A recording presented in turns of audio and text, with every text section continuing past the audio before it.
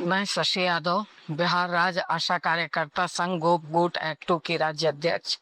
बहनों, 6 अप्रैल को राज्य स्तरीय बैठक हुई थी, जिसमें करीब करीब 18-19 डिस्ट्रिक्ट के हमारे नेतागण शामिल हुए थे। और उस बैठक में जो निर्णय लिया गया था उसका सर्कुलर हमने बना करके भेज दिया था उसी दिन, मीटिंग के ही दिन।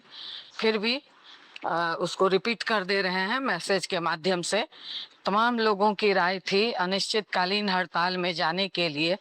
बावजूद निर्णय हुई कि अगर अनिश्चितकालीन हड़ताल में भी जाने के पहले पूरी कमेटी को, तमाम प्रखंडों को, तमाम नेताओं को और आशा और फैसिलिटेटर को एक्टिव होना होता है, उसको सक्रिय भूमिका में आनी होती है। एक दिन में कोई सक्रिय भूमिका में नहीं आ जाता है। तो इसके लिए, क्योंकि कुछ जगह पैसे गए हैं, मैक्सिमम जगह अभी पैसे नहीं गए हैं, यानी अधिकतम जगह पे पैसा नहीं गया। जो जगह गया भी है वहां मात्र 2 महीना, 4 महीना, 6 महीना का पैसा गया है। मीटिंग में ही रिपोर्ट आई, कई जगह हमारी आशा बहनें पैसे के अभाव में उनकी मृत्यु हो गई। कई आशा बहनें महाजनी कर्ज के तले दब गई। बहुत ही विकराल स्थिति है, वो फोन से भी रिपोर्ट आता था। बावजूद बैठक में और विकराल स्थिति सामने आई, तब जाकर के यह निर्णय लिया गया है कि 17 अप्रैल को तमाम पूरे बिहार के सभी पीएससी में 24 घंटे का सत्याग्रह किया जाएगा। और मैं खुद, जो मैंने सदन में भी कहा था कि अगर तमाम जगह पैसे नहीं जाएंगे तो मैं खुद विधानसभा के अंदर प्रथम मुख्यमंत्री श्री बाबू के मूर्ति के नीचे अनशन पर बैठूंगी।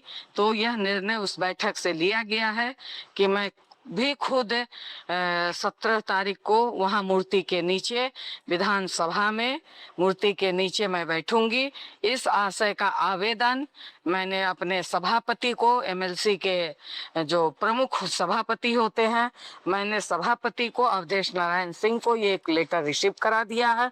और बाकी लेटर भी जो 17 तारीख को तमाम पीएससी में सत्याग्रह का कार्यक्रम है, उस कार्यक्रम का पत्र, और इसके बाद भी अगर सरकार नहीं, क्योंकि हमारे बैठने और तमाम पीएससी में सत्याग्रह होने से पूरे बिहार में एक खलबली पैदा होगी, और उसके बाद भी अगर सरकार नहीं सुनती है, तब जाकर के लोगों का पूरा विशेष जोर था कि 9 तारीख का जो गर्भवती जांच होता है वो प्रभावित होना चाहिए।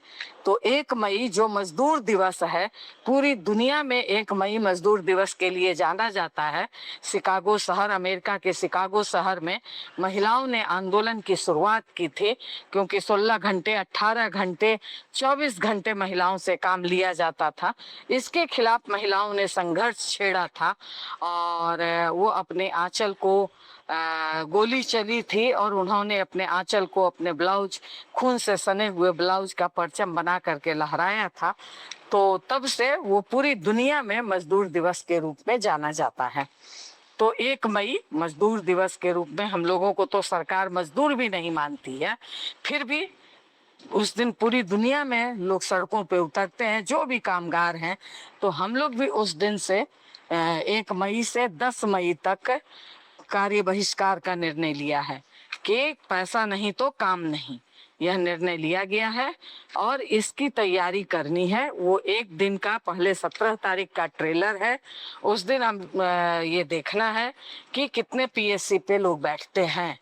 अगर उस दिन का आंदोलन कमजोर हो जाएगा तो 10 दिन का कार्य बहिष्कार भी आपका कमजोर हो जाएगा, और फिर सरकार आपकी ताकत को समझ जाएगी। इसलिए मैं आप इन दोनों कार्यक्रम का, अभी तत्काल ये दोनों कार्यक्रम का लेटर रिसीव करा दिया गया है मुख्यमंत्री को, स्वास्थ्य मंत्री को, आपको प्रधान स्वास्थ्य विभाग के प्रधान सचिव को, ये सचिव को, और कार्यपालक निदेशक राज्य स्वास्थ्य समिति, तमाम लोगों को लेटर रिसीव करा दिया गया है। वो लेटर मैं इसी मैसेज के साथ आप लोगों तक भेज रही हूँ।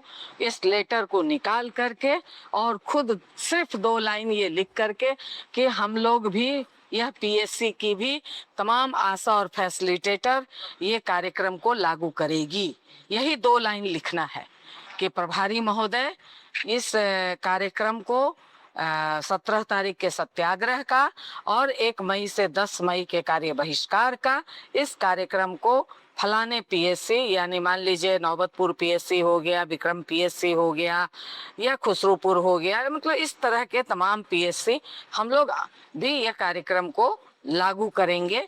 ये आवेदन में दे करके 2 लाइन का मात्र आवेदन दे करके कार्यक्रम को लागू करना है। इस आशय का लेटर हमारे जिला नेतृत्वकारी साथी आप सिविल सर्जन को और जिलाधिकारी को दे दें। ये जाकर के दे दीजिए, मात्र यही 2 लाइन लिखना है और ये आवेदन जो आवेदन दिया गया है उस आवेदन को निकाल करके और मात्र यही 2 लाइन लिख करके कि हमारे जिला में तमाम पीएससी पर यह कार्यक्रम लागू होगा। और मैं तमाम आशा और फैसिलिटेटर बहनों से ये कहूँगी कि आप लोग अभी से, आज 8 तारीख है, आप लोग इस कार्यक्रम की तैयारी में अभी से लग जाइए और इस कार्यक्रम को शानदार तरीके से सफल बनाइए। सत्याग्रह का मतलब 24 घंटे का अनशन नहीं होता है। सब मतलब हल्का फल्का खाते पीते पानी पीते हुए सत्याग्रह यानी धरना पे हमें बैठना है। इसलिए क्योंकि गर्मी बहुत है, ये नहीं हो कि 24 घंटा हमारी आशा बहनें भूख हड़ताल पर बैठ जाए और गर्मी के कारण फिर तबीयत खराब बिगड़ने लगे तो फिर दिक्कत हो जाए। ये नहीं करना है। बिल्कुल 24 घंटे का एक तरह का धरना है, अनशन है, धरना है।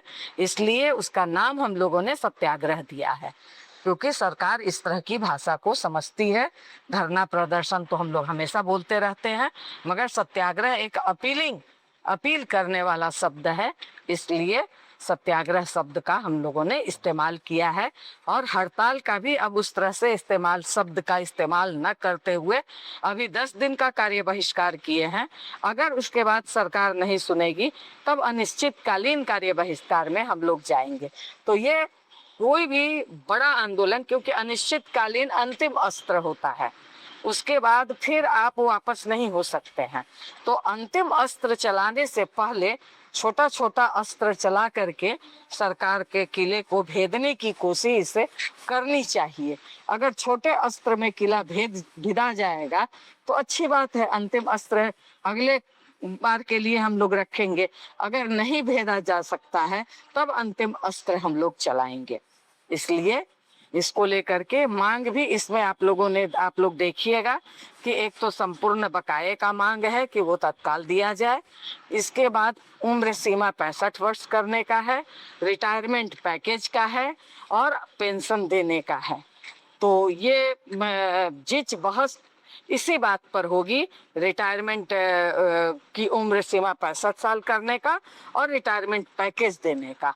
इसलिए इन तमाम जो भी हमारी आशा बहनें या फैसिलिटेटर बहनें रिटायर हो गई हैं, वो लोग जरूर हमने जो पहले परफॉर्मा भेजा था उस परफॉर्मा को भर करके भी भेज दीजिएगा, क्योंकि उसी को निकाल करके उसी पर बहस होगी कि इतने बड़े पैमाने पे हमारी आशा और फैसिलिटेटर बहनें रिटायर हो रही हैं, आपने कुछ नहीं दिया है। हमने एक लेटर निकाला था कि केंद्र सरकार 20,000 का प्रावधान की थी। 20,000 में कुछ होना जाना नहीं है, मगर वो भी पैसा बिहार के किसी भी रिटायर्ड आशा या फैसिलिटेटर को नहीं मिला है। अब एक आवेदन तक तो देती ही नहीं है सरकार, सीधे कह देती है कि आपका पोर्टल बंद हो गया, आप रिटायर्ड हो गई।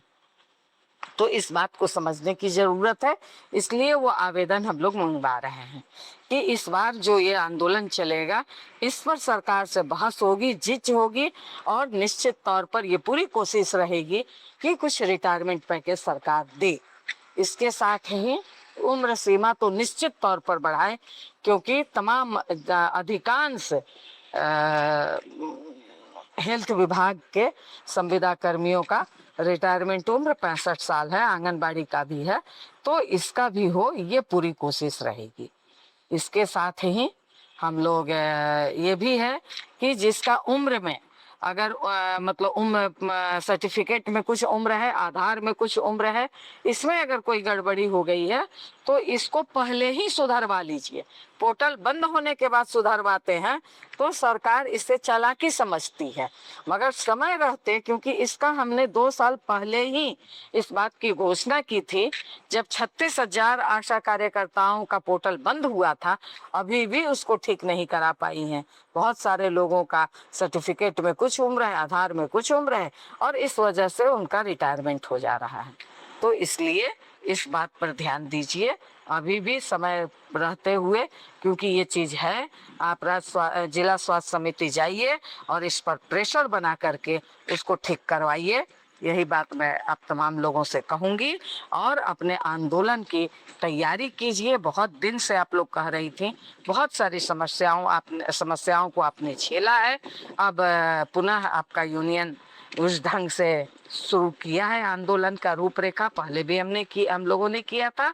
अब एक विधिवत तरीके से हम लोगों ने इस आंदोलन की एक तैयारी शुरू की है। इस पर आप लोग अपनी तैयारी करें और इस पर आगे बढ़ें।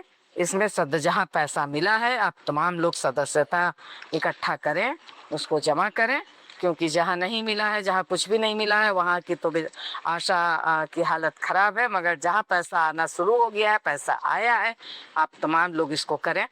और उसमें मैसेज जरूर लंबा हो रहा है। उसमें मधेपुरा में वहाँ उन लोगों ने आंदोलन किया था, तो तालाबंदी की थी, तो उन लोगों पे केस हो गया है। इसके खिलाफ वो भी मांग है। इस मांग को भी हम लोगों ने उठाया है कि वापस लो। कटिहार की हमारी आशा है, उन पर हुआ था, तो उस पर भी हम लोगों ने यह मांग उठाया है। और दोनों जगह इस समस्याओं को हल करने की हम लोग पूरी कोशिश कर रहे हैं। मधेपुरा के मुरलीगंज की आशाओं ने विवश होकर के तालाबंदी कर दी थी, तो इसको लेकर के वहाँ के प्रभारी डीएम ने केस किया। हमने डीएम से भी बात की है। मामला उन्होंने कहा है कि हम इस मामले को हल करते हैं। तो इस तरह से इस मांग को इस कार्यक्रम में भी हम लोग, अगर नहीं उस समय तक होता है, तो इस कार्यक्रम में भी इस मांग को हम लोग पुरजोर तरीके से उठाएंगे। इन्हीं बातों के साथ आप तमाम लोगों का इस पूरे आशा और विश्वास के साथ कि आप पूरी ताकत के साथ कार्यक्रम को सफल बनाएंगी। मैं भी आपके विधानसभा में ये पहली बार होने जा रहा है। आज तक नहीं किसी आशा कार्यकर्ता के लिए कोई विधानसभा के परिसर में अनशन पे और सत्याग्रह पर बैठा है। पहली बार ये आंदोलन के इतिहास में, क्योंकि हम शुरू से ही आशा कार्यकर्ताओं के आंदोलन में लगातार हम लोगों ने इतिहास ही बनाते आए हैं। इस बार फिर ये इतिहास हम लोग बनाने जा रहे हैं कि परिषद के अंदर आशा कार्यकर्ता के सवाल पर कोई विधायक, कोई एमएलसी अनशन पर बैठेगा, सत्याग्रह पर बैठेगा, तो ये इतिहास ही बनेगी। इन्हीं बातों के साथ हम लोग इतिहास बनाते रहे हैं, आगे भी इतिहास बनाते रहेंगे। इन्हीं बातों के साथ फिर से एक बार पूरी ताकत से, पूरी एकता से हम आगे बढ़ेंगे इनका और जीतेंगे। इसी बात के साथ इनकलाब जिंदाबाद। धन्यवाद। मैसेज को तमाम लोगों तक नीचे तक पहुंचाएं। धन्यवाद।